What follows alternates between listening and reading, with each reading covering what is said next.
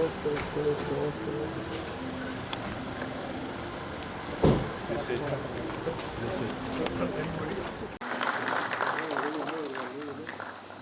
दीप रोशनी और खुशहाली का प्रतीक है, इस बात में कोई दो राय नहीं। आजादी की इन जलते दीपों के साथ ही जम्मू कश्मीर एक मजबूत क़यादत की वजह से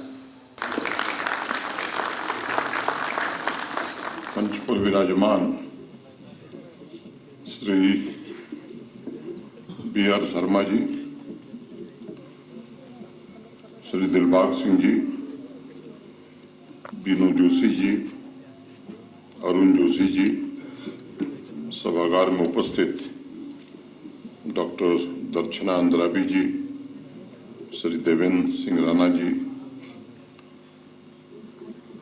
SP वैद साहब, हमारे डिविजनल कमिश्नर श्री रमेश कुमार जी, मुकेश सिंह जी, मनीष सिन्हा जी, सभी विशिष्ट अतिथिगण, श्रेष्ठ एवं ज्येष्ठ जन, देवियों, सज्जनों और मित्रों, JK न्यूज टुडे संस्थान के सभी साथी भी, मैं बात शुरू करूं। संचालक लोगों ने कई पंक्तियां कही हैं, मैं भी वहीं से शुरू करता हूं। गोपाल दास नीरज का नाम आप सबने सुना है कि जली है आग में जब जब भी शहर की सड़कें, जली है आग में जब जब भी शहर की सड़कें, मेरे ही पांव के छालों ने कुछ नमी की है, मेरे ही पांव के छालों ने कुछ नमी की है। मुझे लगता है कि पत्रकार दरअसल दूसरे रंग से अगर देखें तो इतिहासकार भी होता है, और मुझे लगता है वो हम भारत के संजय की तरह होता है, और उसी भाव से अपने आसपास हो रही घटनाओं को देखता है और दिखाने की कोशिश करता है। चाहे कोई प्रिंट में काम करे, ऑडियो विजुअल बनावे, जस का तस जो देखता है जनता को कैसे प्रस्तुत किया जाए इसकी कोशिश करता है। कुछ लोग हैं जो उसको दूसरे ढंग से भी प्रस्तुत करते हैं, उनकी भी एक लंबी श्रृंखला है। ये सच है कि हर इंसान का घटनाओं को इंटरप्रेट करने का, व्यक्त करने का अपना गुण होता है और अपना तरीका भी होता है। उसी दृष्टिकोण से उस घटना, उसमें शामिल कैरेक्टर को वो जिस नजरिए से देखता है उसी नजरिए से प्रस्तुत करने की कोशिश करता है। मैं कह सकता हूं कि बीनू जोशी जी ने कश्मीर को लंबे समय से देखा है, उसकी व्यथा और पड़ोसी मुल्क द्वारा आम नागरिकों पर हुए अत्याचार को समझा होगा, और मुझे लगता है कि उनके साक्षी भाव के अनुभव इस डॉक्यू ड्रामा हृदय कश्मीर में साफ रूप से प्रतिबिंबित होते हैं। हम सबने देखा है। मैं इस प्रयास के लिए उन्हें धन्यवाद देता हूं और उम्मीद करता हूं कि 15 मिनट की ये फिल्म अनेक लोग देखेंगे।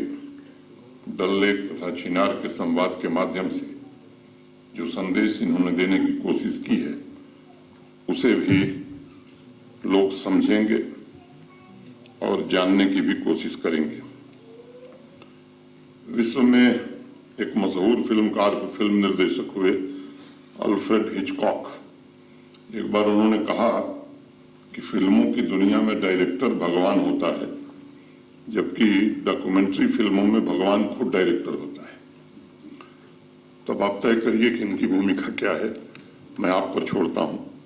और ये बात अल्फ्रेड ने इसलिए कही क्योंकि डॉक्यूमेंट्री फिल्म का मतलब होता है कि आप कुछ नया डिस्कवर कर रहे होते हैं और उस दौरान कुछ सीख भी रहे होते हैं, और आखिर में आप सच से रूबरू होकर वही सच दुनिया के सामने रखने की कोशिश करते हैं। हिम्मत का काम किया है, क्योंकि हर एक डॉक्यूमेंट्री फिल्म सैकड़ों सवाल खड़ा करती है और ये समाज को आईना भी दिखाती है। जनता को भी मजबूर करती है कि वह उन घटनाओं के संबंध में आत्म विवेचन करे, इंट्रोस्पेक्ट करे। और मैं समझता हूं कि जिसका सीधा सामाजिक सरोकार भी होता है। एक हफ्ते पहले बीनू जी ने मुझे इसके बारे में ब्रीफ किया था। इस फिल्म में डल लेक और चिनार अलग अलग समय में जो घटनाएं हुई वो संवाद कर रहे हैं और उसके माध्यम से फिल्म जम्मू कश्मीर या खास तौर से मैं कहूं कि घाटी की परिस्थितियों को वर्णित कर रही है। यह तथ्य हम में से अधिकांश लोग जानते हैं कि जो फिल्म में दिखाया गया यह सच है कि 1947 से ही जो हमारा पड़ोसी है वो आतंक को एक स्टेट पॉलिसी बनाकर जम्मू कश्मीर के निर्दोष नागरिकों का खून बहाने की कोशिश की है। दुनिया में कुछ ऐसे देश भी हैं जो आज कुछ गुड टेररिज्म और बैड टेररिज्म की भी चर्चा करने लगे हैं। उनमें आपस में भेद करने की कोशिश की जा रही है, लेकिन जिन्होंने एक अनरिटन पॉलिसी बना रखी है उन्होंने भी बाद में स्वीकार किया है कि आतंकवाद मानवता के खिलाफ ये सबसे बड़ा अत्याचार है और ये सबसे बड़ा कलंक भी है। राष्ट्र के इस मुकुटमणि की एक बड़ी आबादी 47 के बाद से ये दंश झेल रही है। उसके घाव आज भी ताजा हैं। अत्याचार से उबरकर जम्मू कश्मीर जैसे ही जीवंतता को प्राप्त कर रहा था, मुझे लगता है कि वैसे ही एक टेम्पररी प्राविधान ने फिर झटका दिया और वो लंबे समय तक जिसके बारे में कहा गया था कि ये घिसते घिसते घिस जाएगा, वो लंबे समय तक चला। उस वजह से ऊपर ऊपर कई बार नॉर्मलसी दिखी, लेकिन अंदर अंदर पाकिस्तान द्वारा सुलगाए गए अलगाववाद की हवा और तेज होती गई। अगर पुराने दस्तावेजों को देखें तो जो जिक्र है 88-89 से ही निर्दोष नागरिकों के खून बहाने का षड्यंत्र जो शुरू हुआ वो कोशिश अभी तक जारी है। और इसलिए मैं बार बार एक बात कहता हूं और मुझे लगता है कि आप में से भी अनेक लोग इस बात से सहमत होंगे कि 1989 से लेकर एक लंबे समय के दौरान जिस प्रकार से 41-42 हजार से ज्यादा लोगों की जानें गई, जिस प्रकार यहाँ दशकों तक आतंकवाद, अलगाववाद और उसमें एक और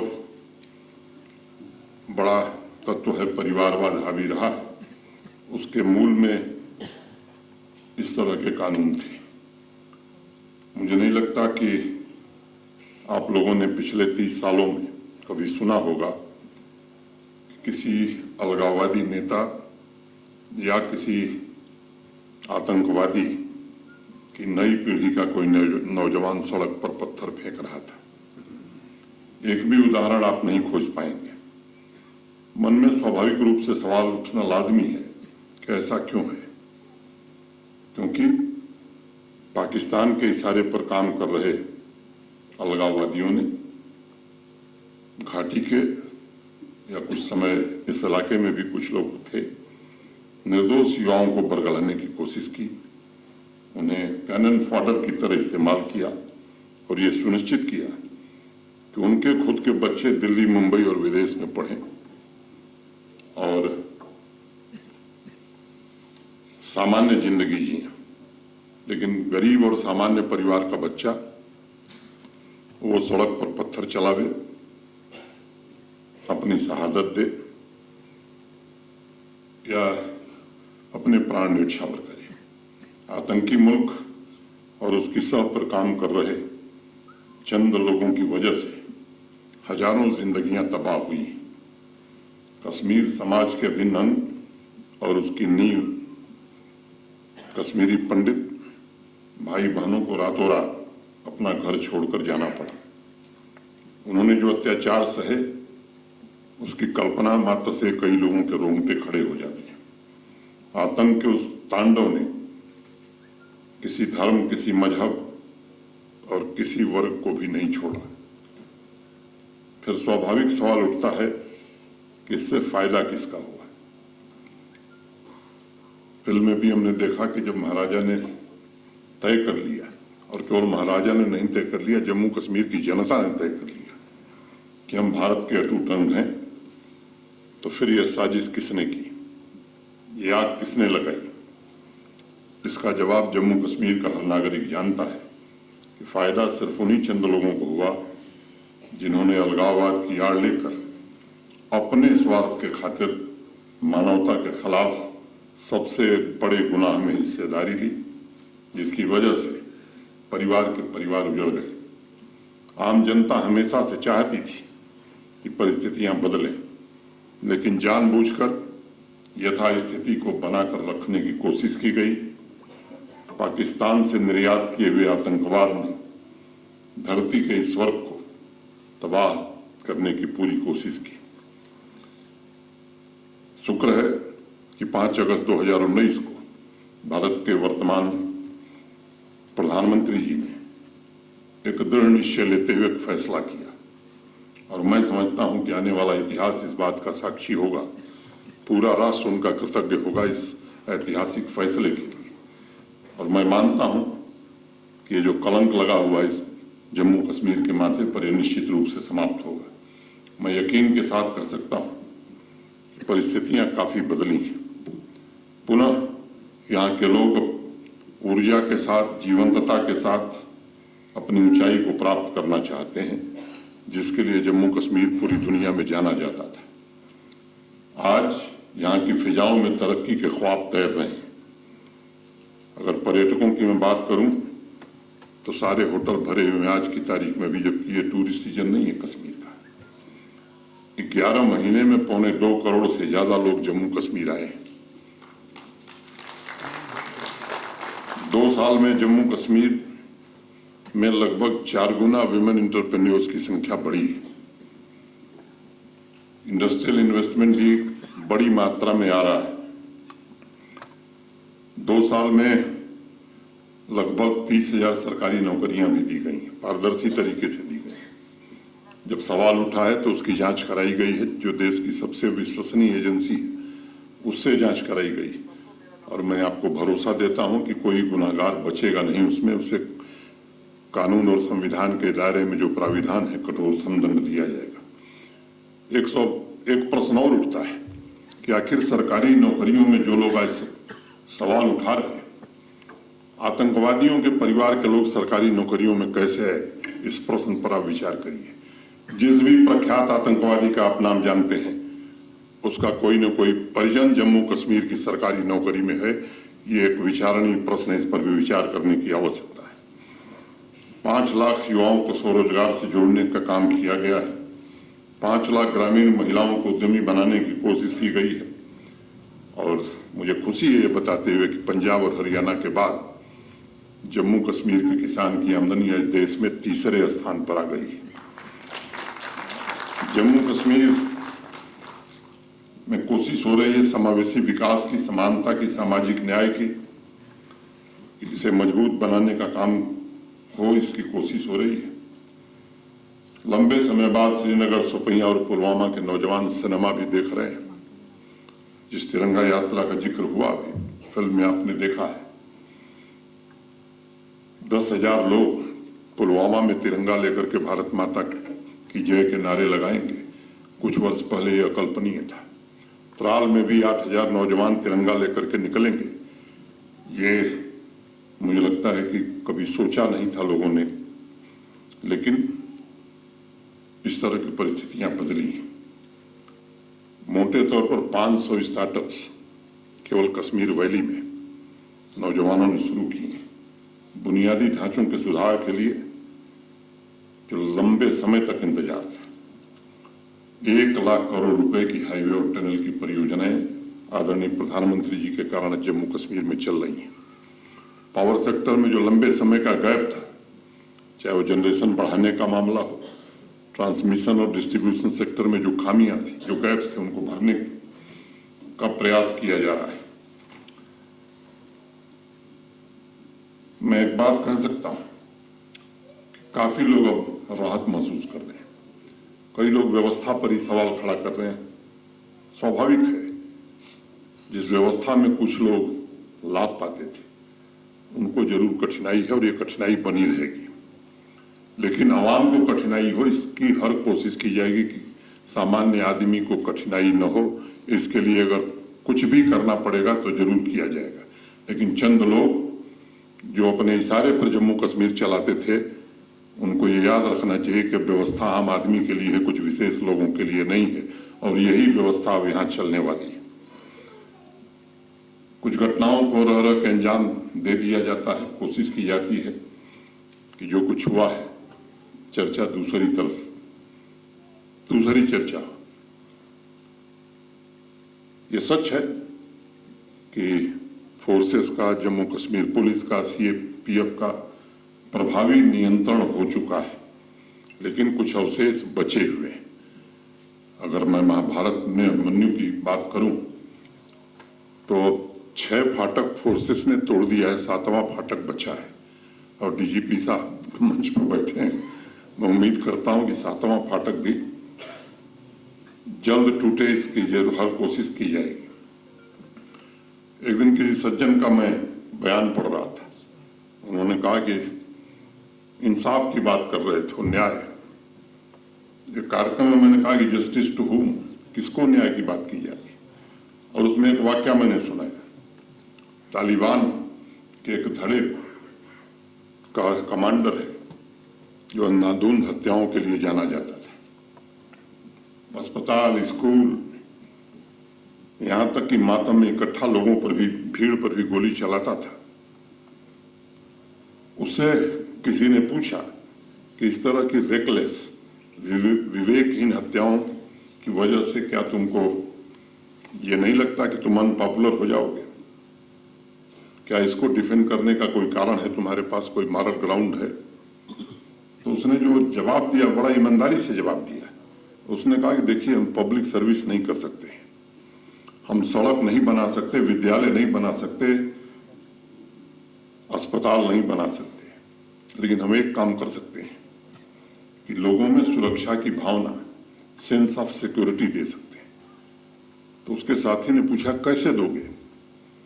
तो उसने कहा कि देखिए, जब लोगों में इनसिक्योरिटी पैदा हो जाएगी तब लोगों को लगेगा कि जब तक तालिबान नहीं आएगा तब तक न सरकार न प्रशासन ये कोई सुरक्षा नहीं दे सकता है।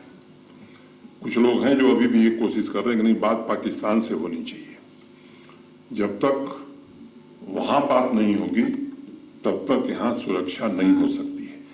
इस बात को मैं पूरी दृढ़ता के साथ खारिज करता हूं।